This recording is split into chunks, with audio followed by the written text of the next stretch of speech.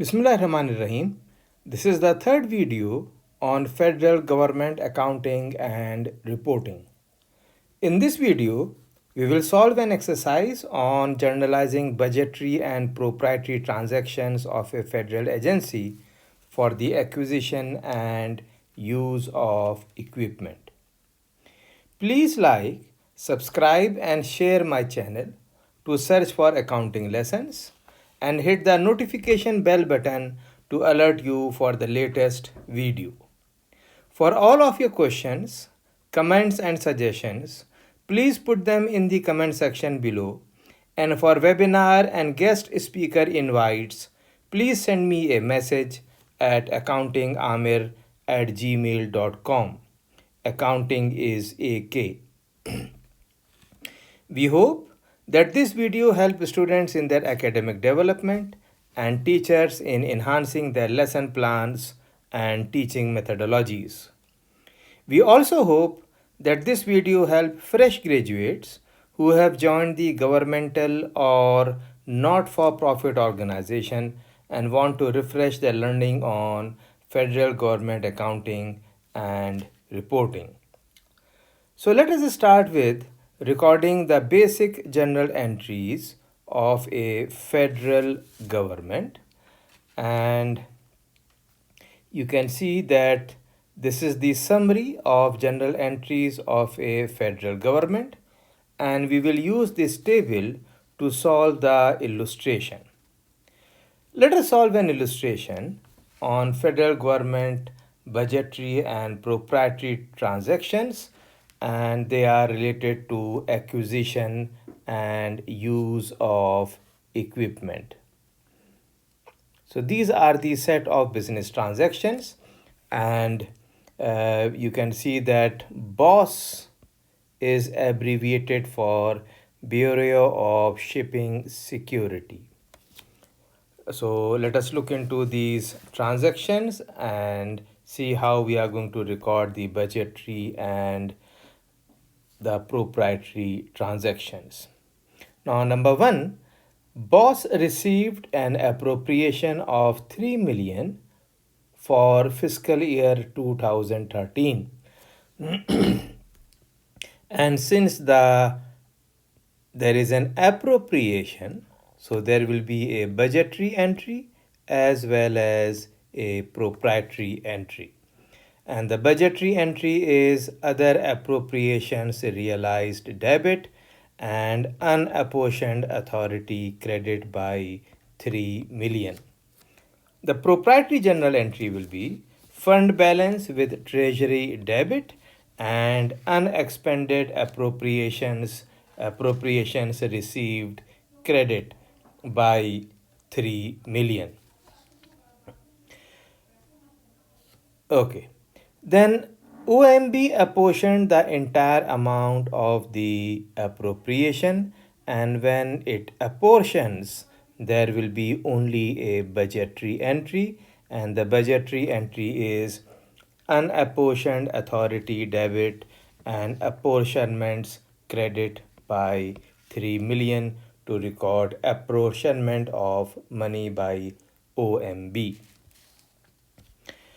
Then we move on to the third transaction. The Secretary of the Department allotted 750,000 to provide for BOSS operations during the first quarter of the year. So the department allots, and when the department allots, again there is only a budgetary entry, and the budgetary entry is apportionments debit and allotments realized resources credit by 750,000. Then the BOSS planning unit asks the purchasing department to buy a new piece of equipment. Estimated cost is 190,000, capable of scanning shipping containers. So the agency is going to use the commitment accounting for budgetary control purposes, as this helps the agency to reserve the amount from allotment before purchase order is made. And the journal entry or the budgetary journal entry is allotment realized, resources debit, and commitment credit. Then the boss purchasing department awarded a contract for 210,000 for the scanning equipment. The purchasing department said that the additional cost over the estimate was caused by the need for research to meet the specifications. So you can see that the commitment now is obligated, and it is possible that the contract amount agreed may be more or less than the committed amount. You can see here the contract is for 210 and the commitment was for 190,000. So if there is a difference, then the amount has to be adjusted for the allotment by the accountant. And as you can see that in this transaction, the amount committed was 190,000, while the agreed amount as per the contract is 210,000. So the difference between the two is recorded by debiting the allotments realized resources. There will be no proprietary journal entry as still the supplies are not delivered. Okay. Now, boss received the equipment ordered in the previous transaction with an invoice for 200,000. The supplier said it was passing along the savings resulting from a breakthrough on the research.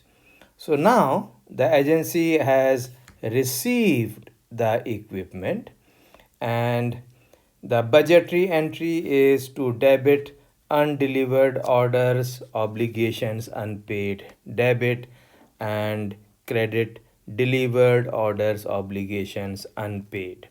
Now you can see over here that in addition to this, there is a journal and where there is a credit of 10,000, and let me explain you why.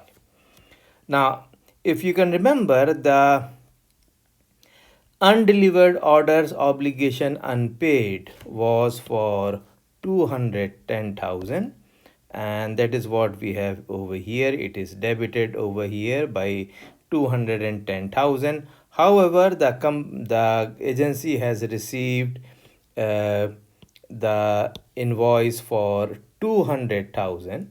So that's why delivered orders obligations unpaid is credited by 200,000, and the difference between the two is credited to allotment realized resources. Okay, now since the equipment has arrived, and so now the financial accounting, that is a proprietary entry, is also going to be recorded, and we are going to record the asset and liability over here. So the general entry will be general property, plant and equipment debit by 200,000, and accounts payable credit by 200,000 to record the receipt of the equipment. Now at this time we will also record the appropriation used to acquire the asset by crediting the expended appropriations and debiting the unexpended appropriations used. So unexpended appropriation used is debit by 200,000 and expended appropriations is credited by 200,000. Okay, let us look into the next transaction. Boss sent a disbursement schedule to the treasury requesting payment of 200,000 invoice. So first of all, there will be a proprietary journal entry. There will be no budgetary journal entry when the agency is going to send disbursement schedule request to the treasury. So the proprietary journal entry is accounts payable debit and disbursements in transit credit by 200,000. Okay. Now the treasury notifies boss that the invoice for 200,000 has been paid. So now the treasury notifies the agency that the payment has been made, and at this stage the budgetary and proprietary journal entries are made simultaneously. The budgetary entry is made as payment changes the budgetary status of the event from an unpaid to a paid obligation. So the budgetary journal entry is delivered orders obligations unpaid debit and delivered orders obligation paid credit to record confirmed payment by the treasury. Then the proprietary journal entry to confirm the payment will be disbursement in transit debit and fund balance with the treasury credit by 200,000. Next, let us look into another transaction. Boss recorded 6 months depreciation on the equipment. So let us assume that the equipment was acquired in the previous year. So there will be no budgetary entry. But since depreciation is not a budgetary event, we will record the proprietary entry, and the proprietary entry will be port security program expenses depreciation debit and accumulated depreciation equipment credit by 10,000. So this completes the third video on federal government accounting and financial reporting. I hope you have enjoyed this presentation, and if you found value in this video, then please like, subscribe and share my channel and hit the notification bell button to alert you for the latest video. For webinar and guest speaker invites, please send me a message at accountingamir@gmail.com. Remember, effective questioning brings insight, which fuels curiosity, which cultivates wisdom. If you have any question or any suggestion regarding this session, then please put them in the comment box below or by email, and inshallah, I will reply you back. Thank you so much and happy learning.